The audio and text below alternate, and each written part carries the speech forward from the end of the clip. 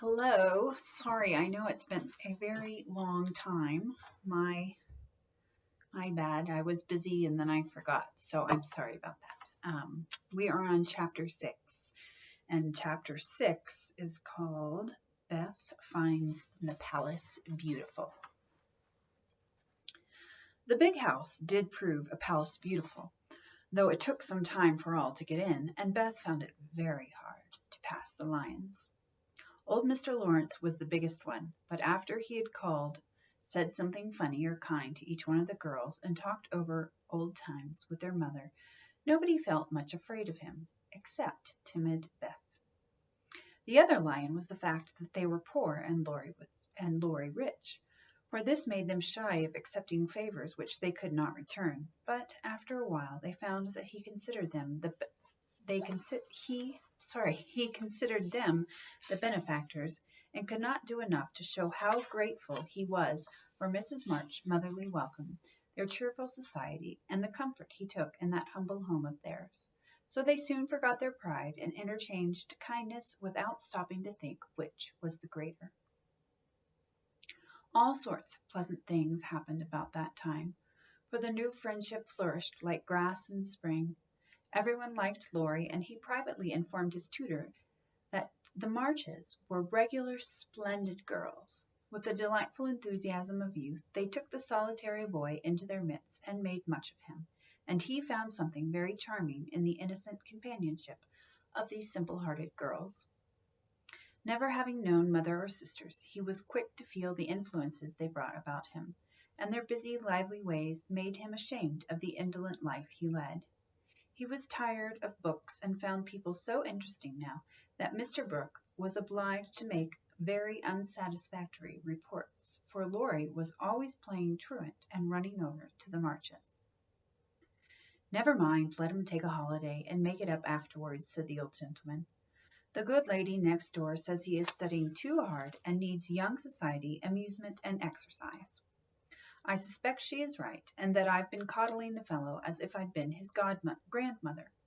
Let him do what he likes, so long as he is happy. He can't get into mischief in that little nunnery over there, and Mrs. March is doing more for him than we can." What good times they had, to be sure!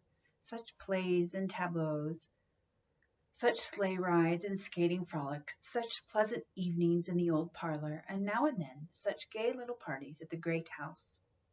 Meg could walk in the conservatory whenever she liked and revel in bouquets. Jo browsed over the new library voraciously, and convulsed the old gentleman with her criticisms. Amy copied pictures and enjoyed beauty to her heart's content, and Laurie played lord of the manor in the most delightful style. But Beth, though yearning for the grand piano, could not pluck up courage to go to the mansion of bliss, as Meg called it. She went once with Jo, but the old gentleman, not being aware of her infirmity, stared at her so hard from under his heavy eyebrows, and said "Hey" so loud that he frightened her so much her feet chattered on the floor. She told her mother, and she ran away, declaring she would never go there any more, not even for the dear piano. No persuasions or enticements could overcome her fear, till the fact coming to Mr. Lawrence's ears in some mysterious way, he set about mending matters. During one of the brief calls he made, he artfully led the conversation to music, and talked away about great singers whom he had seen, fine organs he had heard, and told such charming anecdotes that Beth found it impossible to stay in her distant corner, but crept nearer and nearer, as if fascinated. At the back of his chair she stopped and stood listening, with her great eyes wide open, and her cheeks red with the excitement of this unusual performance, taking no more notice of her than if she had been a fly. Mr. Lawrence talked on about Laurie's lessons and teachers, and presently, as if the idea had just occurred to him, he said to Mrs. March, "The boy neglects his music now, and I'm glad of it, for he was getting too fond of it. But the piano suffers for want of use. Wouldn't some of your girls like to run over and practice on it now and then, just to keep it in tune, you know, ma'am?" Beth took a step forward and pressed her hands tightly together to keep from clapping them, for this was an irresistible temptation, and the thought of practicing on that splendid instrument quite took her breath away. Before Mrs. March could reply, Mr. Lawrence went on with an odd little nod and smile. They needn't see or speak to anyone, but run in at any time, for I'm shut up in my study at the other end of the house. Laurie is out a great deal, and the servants are never near the drawing room after 9 o'clock. Here he rose as if going, and Beth made up her mind to speak, for that last arrangement left nothing to be desired. Please tell the young ladies what I say, and if they don't care to come, why, never mind. Here a little hand slipped into his, and Beth looked up at him with a face full of gratitude as she said in her earnest yet timid way, "Oh, sir, they do care very, very much." "Are you the musical girl?" he asked, without any startling "hey" as he looked down at her kindly. "I'm Beth. I love it dearly, and I'll come if you are quite sure nobody will hear me and be disturbed," she added, fearing to be rude, and trembling at her own boldness as she spoke. "Not a soul, my dear. The house is empty half the day, so come and drum away as much as you like, and I shall be obliged to you." "How kind you are, sir." Beth blushed like a rose under the friendly look he wore, but she was not frightened now, and gave the big hand a grateful squeeze, because she had no words to thank him for the precious gift he had given her. The old gentleman softly stroked the hair off her forehead and stooped down. He kissed her, saying in a tone few people ever heard, "I had a little girl once, with eyes like these. God bless you, my dear. Good day, madame." And away he went in a great hurry. Beth had a rapture with her mother, and then rushed up to impart the glorious news to her family of invalids, as the girls were not at home. How blithely she sung that evening, and how they all laughed at her because she woke Amy in the night by playing the piano on her face in her sleep. Next day, having seen both the old and young gentlemen out of the house, Beth, after 2 or 3 retreats, fairly got in at the side door and made her way as noiselessly as any mouse to the drawing-room, where her idol stood.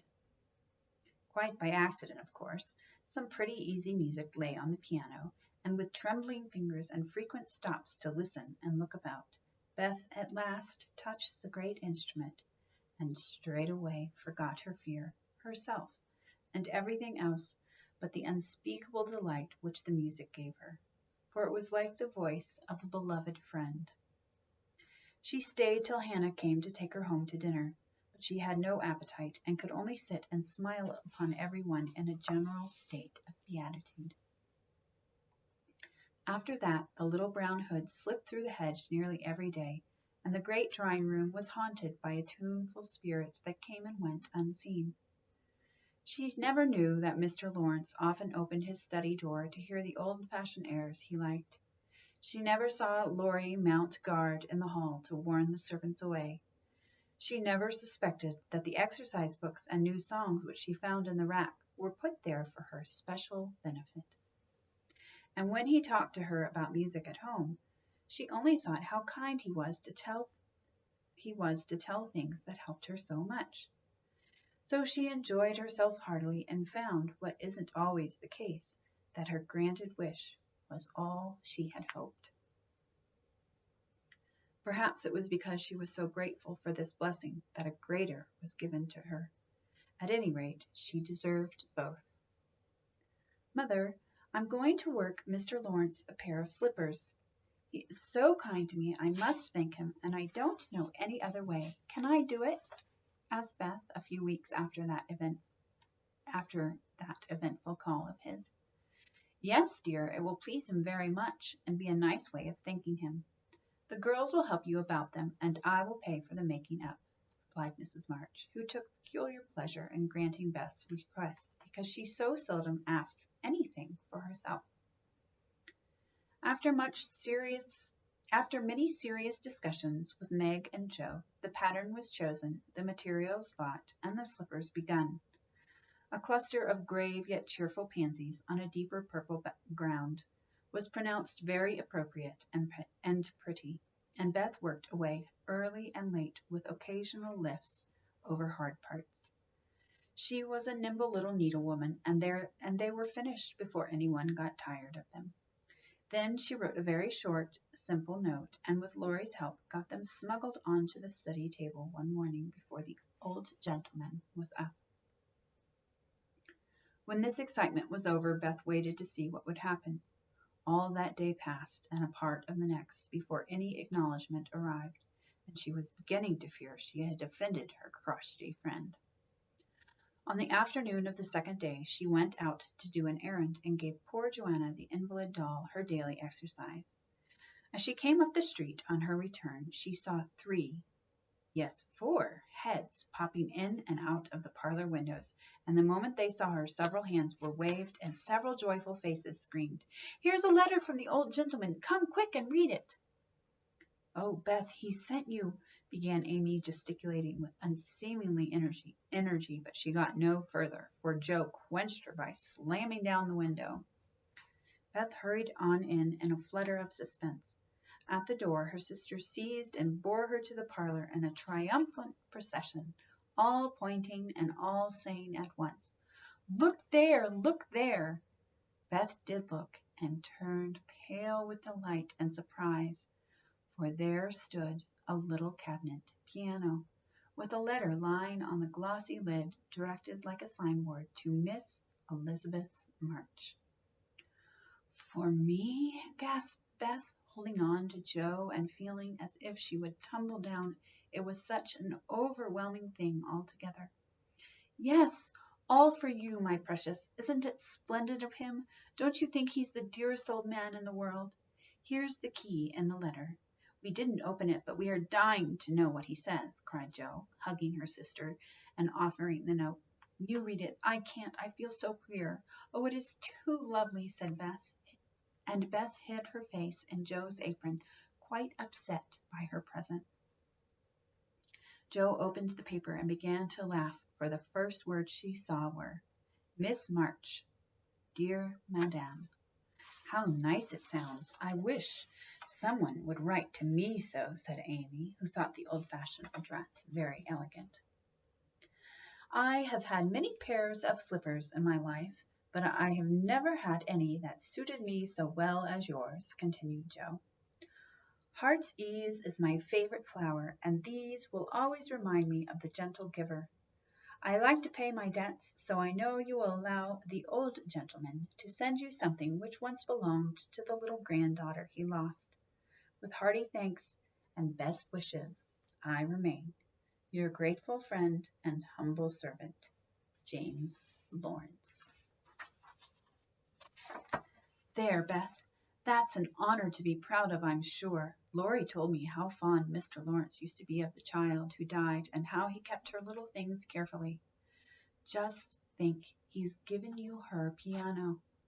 "That comes of having big blue eyes and loving music," said Joe, trying to soothe Beth, who trembled and looked more excited than she had ever been before. Seeing the cunning brackets to hold candles, and the nice green silk puckered up with a gold rose in the middle, and the pretty rack and stool all complete, added Meg, opening the instrument and displaying its beauties. "Your humble servant, James Lawrence. Only think of his writing that to you. I'll tell the girls. They'll think it's splendid," said Amy, much impressed by the note. "Try it, honey. Let's hear the sound of the baby piano," said Hannah, who always took a share in the family's joys and sorrows. So Beth tried it, and everyone pronounced it the most remarkable piano ever heard. It had evidently been newly tuned and put in apple pie order, but perfect as it was, I think the real charm of it lay in the happiest of all happy faces which leaned over it, as Beth lovingly touched the beautiful black and white keys and pressed the bright pedals. "You'll have to go and thank him," said Joe, by way of a joke, for the idea of the child's really going never entered her head. "Yes, I mean to. I guess I'll go now, before I get frightened thinking about it." And to the utter amazement of the assembled family, Beth walked deliberately down the garden, through the hedge, and in at the Lawrences' door. Well, I wish I may die if it ain't the queerest thing I ever see. Peony has turned her head. She'd never have gone in her right mind, cried Hannah, staring after her, while the girls were rendered quite speechless by the miracle. They would have been still more amazed if they had seen what Beth did afterward. If you will believe me, she went and knocked at the study door before she gave herself time to think, and when a gruff voice called out, "Come in," she did go in, right up to Mr. Lawrence, who looked quite taken aback, and held out her hand, saying with only a small quaver in her voice, "I came to thank you, sir, for—" But she didn't finish, for he looked so friendly that she forgot her speech, and only remembering that he had lost the little girl he loved, she put both her arms round his neck and kissed him. If the roof of the house had suddenly flown off, the old gentleman wouldn't have been more astonished. But he liked it. Oh dear, yes, he liked it amazingly, and was so touched and pleased by that confiding little kiss that all his crustiness vanished, and he just set her on his knee and laid his wrinkled cheek against her rosy one, feeling as if he had got his own little granddaughter back. Beth ceased to fear him from that moment, and sat there talking to him as cozily as if she had known him all her life, for love casts out fear, and gratitude can conquer pride.